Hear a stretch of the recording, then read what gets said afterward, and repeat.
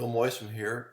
Our topic today is 3 feet from gold, and this is part of our series on Get Startup Funding. And the way we are choosing to get startup funding right now is via crowdfunding. And so we've been studying the last couple of weeks on the teachings of Dr. Napoleon Hill, and he was credited with creating over 1 million millionaires. And he did that by teaching people a number of things, but one was how to think right. And if we're thinking right, eventually our beliefs will change. And if our beliefs change, then we're empowered to do things that are very helpful, that are very significant.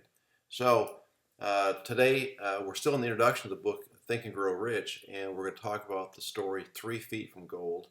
And I think this is a great lesson for all of us. And so I'll read part of that, and part of it I'll just kind of share with you. But he starts out with one of the most common causes of failure is the habit of quitting when one is overtaken by a temporary defeat.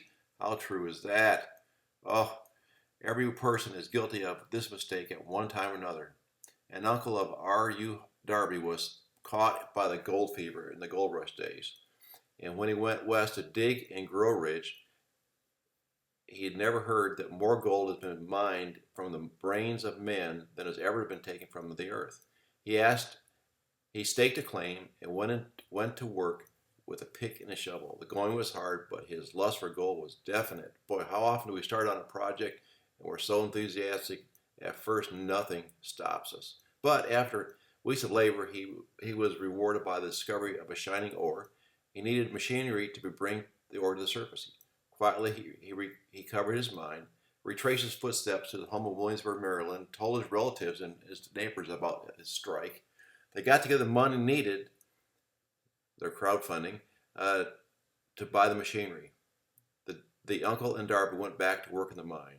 The first car of ore was mined and shipped to the smelter. The returns proved they had one of the richest mines in Colorado. Wow. A few more cars that ore would clear the debt. Then would come the big killing of profits. We all know that, right? Down went the drills, up went the hopes of Darby and Uncle. Then something happened. The vein of gold disappeared. They had come to the end of the rainbow, and the pot of gold was no longer there. They drilled on and desperately trying to pick up with the vein again, all to no avail. Finally, they decided to quit. Wow. They had found the gold, but they quit.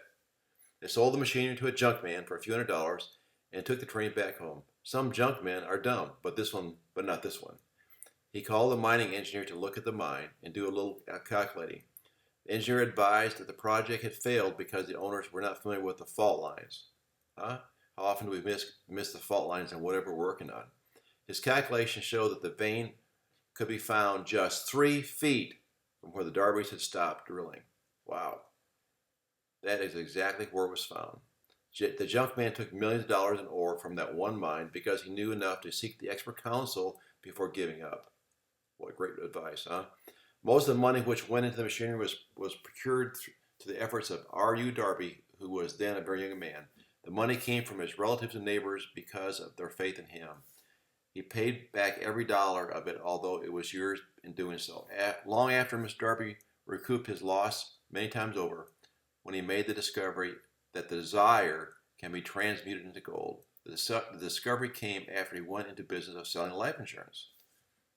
So, remembering that he had lost a large fortune because he stopped 3 feet from gold, Darby profited by the experience in his chosen work by a simple method of saying to himself, I stopped 3 feet from gold, but I will never stop, because when men say no when I ask them to buy life insurance. So once he stopped 3 feet from gold, but he said he'll never stop again just because someone tells him no. What a great lesson for all of us. A friend of mine wanted to start a car lot, and he went to 14 banks before he got a yes. Darby is one of the small group of over 50 men who could sell more than $1 million in life insurance annually.